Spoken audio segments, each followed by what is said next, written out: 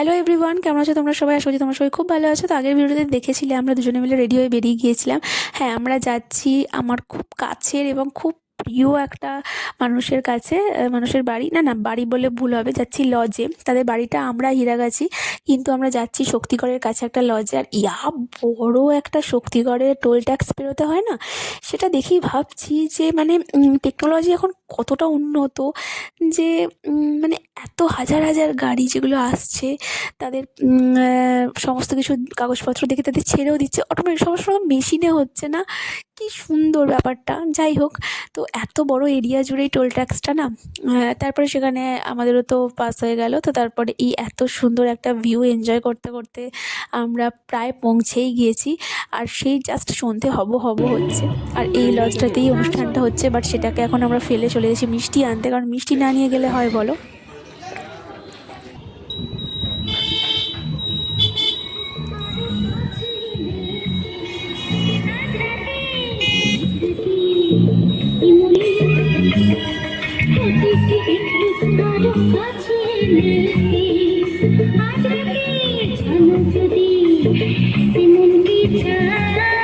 আর গিয়ে তো আমার বেশ এক্সাইটেড লাগছে, কারণ এত মিষ্টি মিষ্টি গান বাজছে, এত সুন্দর করে ডেকোরেশন করা হচ্ছে চারিদিকটা, বেশ ভালো লাগছে। আর গাড়িটাকেও একটা সেফ জায়গায় রেখে দিচ্ছে, কারণ আজকে রাতে আমরা বাড়ি ফিরবো না, এখানেই স্টে করবো তার জন্য। আর এত সুন্দর করে সাজানো গোছানো দেখে নিশ্চয়ই বুঝেই যাচ্ছো আমরা বিয়ে বাড়িতে এসেছি। আর ওপরে উঠে পড়লাম, লজের ওপরে গিয়ে দেখি সেখানটাও বেশ সুন্দর করে ডেকোরেশন করা হয়েছে। এদিকে বিয়ের জায়গা, ওদিকে যেখানে বউ বসবে সেখানে সমস্তটা। আর এইসব দেখতে দেখতে ওদিকে দেখি বড় এসে গেছে, তাই কাকিমা তড়িঘড়ি ছুটলো বরকে বরণ করতে। কাকিমার অর্ধেক মেকআপ হয়েছে, এমনকি লিপস্টিকও পরেনি, বীভৎস দেখতে লাগছে, সেই নিয়েই ছুটেছে, কারণ বিয়ের সময় অনেকটা সামনে আছে তার জন্যই আর কি। তারপর ওরা সবাই বরকে নিয়ে এসে বরাসনে বসালো।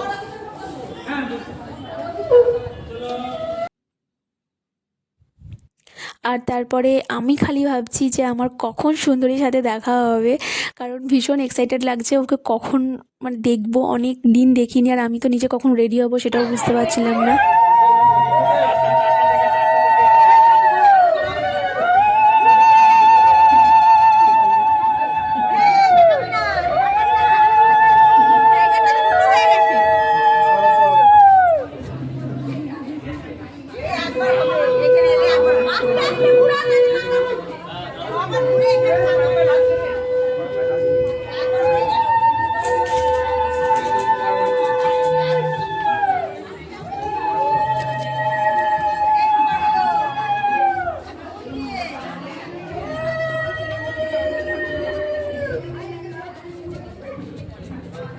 এখনই পান পাতাটা সরিয়ে দিলি কেন রে?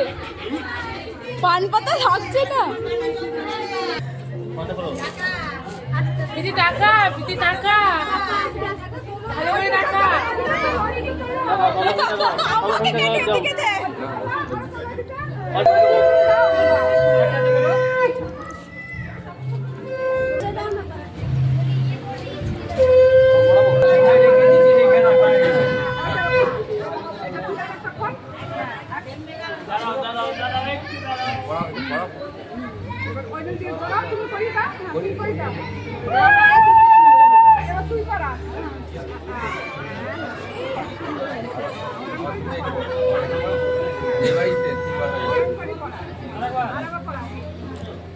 আর এই হলো আমার সুন্দরী বান্ধবী প্রীতি, তার বিয়েতেই আমরা গিয়েছিলাম। আর আমি না প্রথমে একটু আনইজি ফিল হচ্ছিল, তারপরে ওর সাথে দেখা হওয়ার পর ও ভীষণ এত মিষ্টি করে কথাগুলো বলছিল না, যে আমি ভাবছিলাম যে রেডি হবো না, চুড়িদার পরেই কাটিয়ে দেবো। বাট না, ওর কথা অনুযায়ী একটু ভরসা পেলাম। তো তারপর আমি ওর ঘরে গিয়েই আমি সুন্দর করে চেঞ্জ করে রেডি হলাম। তো তোমরা জানিও আমাকে কেমন দেখতে লাগছে। আর তারপরে আমরা নিচে এসে একটু ফুচকা, একটু কফি আর একটু পকোড়া এসব হয়েছিল, তো সেগুলো স্টলে খেয়ে নিলাম। আর ও কতটা আমাদের ক্লোজ সেটা দেখেই নিশ্চয়ই বুঝতে পারলে, যে দীপ ওর পিরিয়ড ধরেছিল। সাইডে শারণ্যার বড় ছিল, শারণ্যা হচ্ছে আমার আর একটা বান্ধবী। ওর বিয়েতেও গেছিলাম, বাট ওর বিয়েতে আর রাতে থাকিনি, বাড়ি চলে এসেছিলাম। আর ওর সাথে কোনো ভিডিও ফটো কিছু নেই, কারণ ওর ছেলে ভীষণ আর কি ডিস্টার্ব হচ্ছিলো আর কি, ওর ভালো লাগছিল না। তো সেই কারণের জন্য ওর ছেলেকে নিয়ে একটু ব্যস্ত হয়ে গিয়েছিল। তো ওরা খাওয়া দাওয়া করে অনেকটা সকাল সকাল বাড়ি চলে গিয়েছিলো, আর আমরা এখানে দুজনে মিলে ফুচকা টুচকা খেয়ে এসে না বসে বসে বিয়েগুলো দেখছিলাম, আর নিজেদের বিয়ের কথা মনে করছিলাম। তো যাই হোক, এত ভালো লাগছিল না বসে বসে রিচুয়ালসগুলো দেখতে। ওদের না ব্রাহ্মণ তো, ওরা ওদের কুসুমডিঙ্গি না কি একটা আছে, তো সেখানে এত সুন্দর সুন্দর মিষ্টি মিষ্টি সমস্ত রিচুয়ালস, যেটা এই যে খই পুড়িয়ে আবার ঘুরে আসতে হবে, তারপর ওদের আকন্দ ফুলের মালা ফার্স্ট পরাতে হবে, তারপর রজনীগন্ধার মালা, অনেক রকম ওদের রিচুয়ালস আছে। তার উপরে পানের মধ্যে দিয়ে হেঁটে হেঁটে যেতে হবে। তো বেশ ভালো লাগছিল দেখতে। তো আমি গোটা বিয়েটা একদম সুন্দর করে বসে বসে দেখে এনজয় করেছি, এত ভালো লেগেছে আমার। আমি একটুও উঠিনি ওখান থেকে। তো যাই হোক, আর দুজনে মিলে গল্পও করছিলাম। আর ওর সাথে সেইভাবে ফটো ভিডিও ক্লিপ কিচ্ছু নেওয়া হয়নি, কারণ ওদের বিয়েই হয়েছে অনেকক্ষণ ধরে। ব্রাহ্মণ মশাই একদম নিখুঁত বিয়ে দিয়েছে। আর এই যে হোমকুণ্ডটা, এটা সবসময় জ্বলছে, এটা একদম নিভবে না যতক্ষণ বিয়ে হবে, এরকমই নিয়ম ওদের। আর এই বাচ্চাটাকে কোলে বসিয়ে তাকে মিষ্টি খাওয়াতে হবে, মন্ত্রতন্ত্র পড়তে হবে, কোলে বাচ্চা নিতে হয়, এরকম একটা নিয়ম, যেটা আমাদের ছিল না।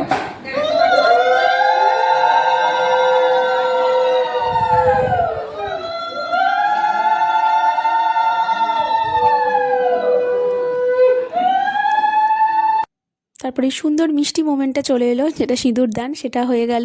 কি মিষ্টি লাগছে না সিঁদুর পরার পর, তোমরা জানিও আমার বান্ধবীকে কীরকম লাগছে। আর আমাদের নিজেদের তো রেডি হওয়ার পর কোনো ভিডিও ফটো কিচ্ছু করা হয়নি, তাই একটু ফটোই তোমাদের সাথে শেয়ার করে দিলাম। তো তোমরা জানিও কীরকম লাগছে।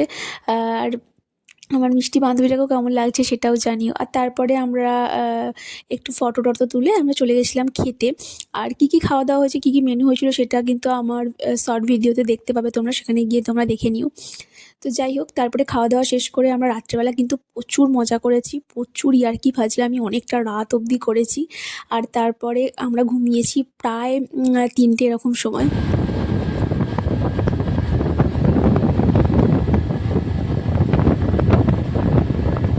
তারপর আর কি সকালবেলা উঠে একদম রেডি টেডি হয়ে বেরিয়ে গেছি, কারণ দীপকে তো আবার গিয়ে ডিউটি ধরতে হবে তার জন্য।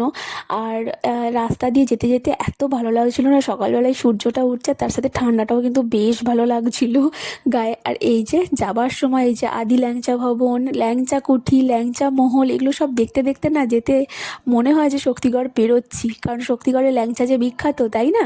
তো আমিও বর্ধমানেরই মেয়ে, হুগলিতে এখন থাকি, যাই হোক। তো তারপর লাস্টের দিকে এখন আমি আমার মিষ্টি বান্ধবী ভাত কাপড় বলো, রিসেপশন বলো, সমস্ত কিছুর ভিডিও তো শেয়ার করতে পারলাম না, কারণ আমি যেতে পারিনি, ওরা যেতে বলেছিল অনেকটা করে। যাই হোক, ফটো কিছু ক্লিপ সেগুলো তোমাদের সাথে শেয়ার করলাম। তোমরা জানিও আমার মিষ্টি বান্ধবীটাকে ঠিক কীরকম দেখতে লাগছে। তার সাথে এটাও জানিও যে আমার এই ভিডিওটা তোমাদের ঠিক কতটা ভালো লাগলো। যদি ভালো লেগে থাকে তাহলে প্লিজ লাইক করে দিও, শেয়ার করে দিও, চ্যানেলটাকে সাবস্ক্রাইব করতে একদম ভুলো না। দেখাবে নেক্সট আরেকটা ভিডিওর সাথে, তখন ভালো থেকো, সুস্থ থেকো, বাই।